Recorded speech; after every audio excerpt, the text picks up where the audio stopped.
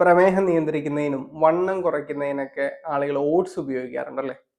ഈ ഗുണങ്ങളൊക്കെ കിട്ടണമെങ്കിൽ ഏത് തരം ഓട്സ് നമ്മൾ ഉപയോഗിക്കണം, അത് ഏത് രീതിയിൽ പാചകം ചെയ്ത് ഉപയോഗിക്കണം, ഈ കാര്യങ്ങളെക്കുറിച്ചാണ് നമ്മൾ ഇന്ന് ഈ വീഡിയോയിൽ സംസാരിക്കുന്നത്.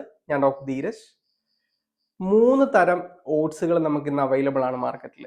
അതിൽ ഏറ്റവും ഗുണമുള്ളത് സ്റ്റീൽ കട്ട് ഓട്സ് എന്ന് പറയും. അതല്ലെങ്കിൽ നമ്മൾ അതിനെ തന്നെയാണ് ഐറിഷ് ഓട്സ് അല്ലെങ്കിൽ സ്കോട്ടിഷ് ഓട്സ് എന്നൊക്കെ പറയും. ഇത് മൂന്നും ഒന്ന് തന്നെയാണ്.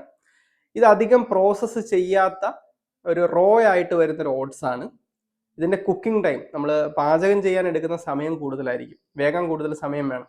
പക്ഷെ ഇതാണ് ഏറ്റവും ഹെൽത്തി ആയിട്ടുള്ള നാരുകൾ ധാരാളം അടങ്ങിയ ഓട്സ് എന്ന് പറയുന്നത്.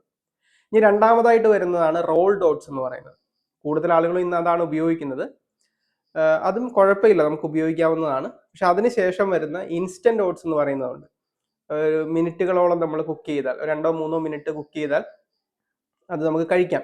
പക്ഷെ അതിൽ നാരുകളുടെ അളവ് കുറവായിരിക്കും. നമ്മൾ ഈ പറയുന്ന ആരോഗ്യ ഗുണങ്ങളൊക്കെ അതിൽ ഉണ്ടാവണം എന്നില്ല.